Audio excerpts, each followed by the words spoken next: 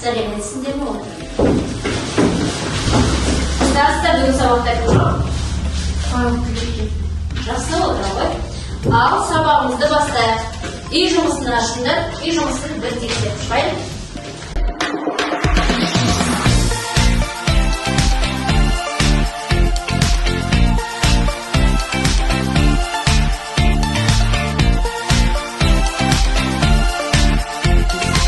Сабағымызды бастамас бұрын серіктеу сәтін жасап алайық.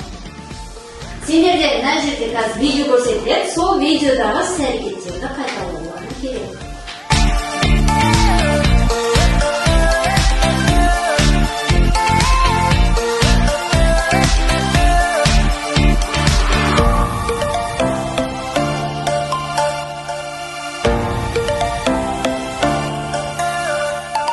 Ал бір сергіп алдыңдар, енді арнайы сабағымыз болады.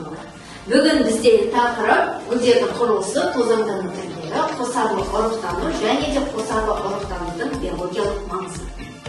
Гүл жайында не білесіңдер? Қандай гүлдердің түрлерін білесіңдер? Кім айтады? Кәусар?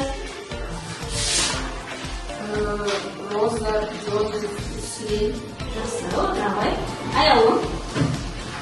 Орхидея, лилия, хризантема. Жақсы, отырамай. Сымбат? Жақсы, отырамай. Өзім түсіндіріп өтейін. Ең алдымен гүлмен таныстырмас бұрын өсімдіктің мүшелерімен танысып өтейін. Бізде вегетативті және де генеративті мүшелер болады. Вегетативті мүшелерге сендерде тамыр және өркен жатады. Өркеннің өзі үшке бөлінеді, бүршік, жапырақ және сабақ болады. Келесі сендерде генеративті мүшелер, оларға гүлдері, жемістері және солардан шығатын тұқымдар. Гүлдің құрылысында аталықта және аналықта орналасқан. Аталығы сендерде мына жерде орналасқан аталық болып табылады. Оны тозаңғап деп атайды. Ал тозаңғапты бізге жалғап тұратын заты жіпшесі деп аталады. Ортасында орналасып тұрған ең негізгі құрылымдық бөлшегі ол сендерде аналық деп аталады. Аналықтың өзі бөлінеді. Ең басында орналасқан жері аузы, одан кейін ұзынша орналасқан жері сендерде мойны, содан кейін ең астыңғы жағында орналасқан дөңес жері сендерде жаты деп аталады. Оның сырт жағын қаптап тұрған сендерде гүлдері күлте деп аталады. Астыңғы жағында сендерде гүлдің табаны мен тостағаншасы орналасқан.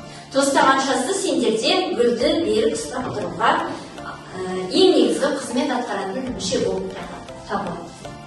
Сабағымызды жалғастырамыз. Біздің бірінші тапсырма топқа арналған тапсырма. Топта сендерде мына жерде сурет берілген. Бұл сендерде гүлдің құрылысы. Осында берілген сандарды алып, жанында жазылған сөздермен сәйкестендірулерің керек. Ал кірісеміз.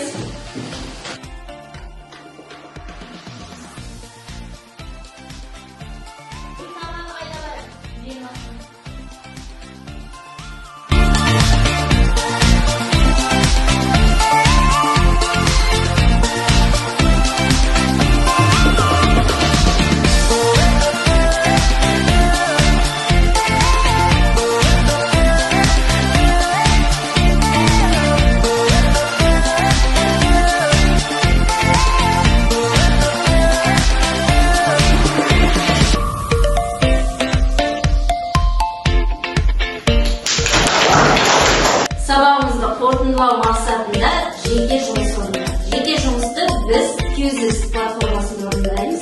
Сотталарымызды шығарып, мен жіберген сөз арқылы.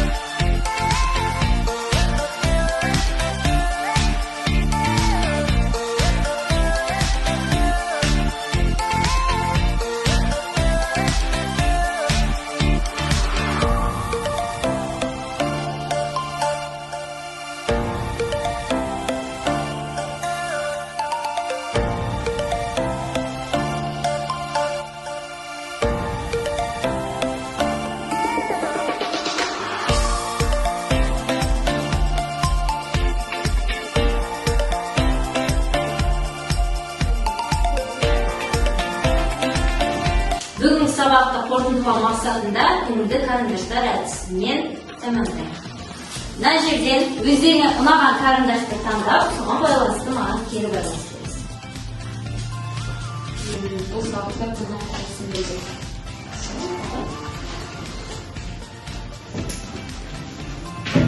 Бүгінгі сабағын түсіндіру.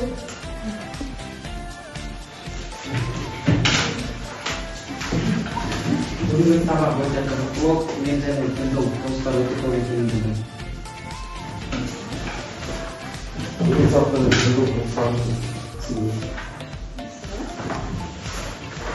Бүгінгі сабақта түсінікті болды. Мен білім құрылысына ең маңызды бөліктен ақпаратты арналу екенін білдім.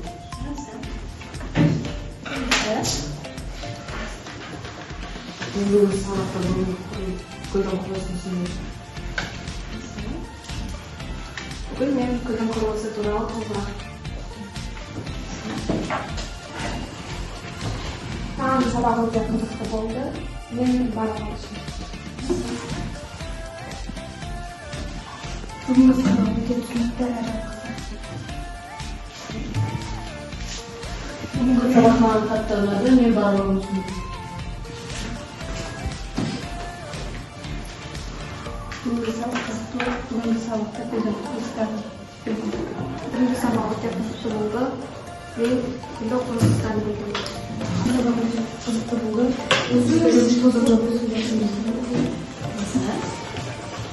Бүгінгі сабақ мен үшін өте қызықты өтті. Себебі барлығымыздың гүлдің құрылысы туралы көбірек мәлімет алдым. Осымен сабағымыз тәмам. Барлықтарына рахмет. Үй жұмысы гүлдің құрылысы мен қызметі мазмұндап беру және де 209 суретті салу. Рахмет, сау болыңыздар.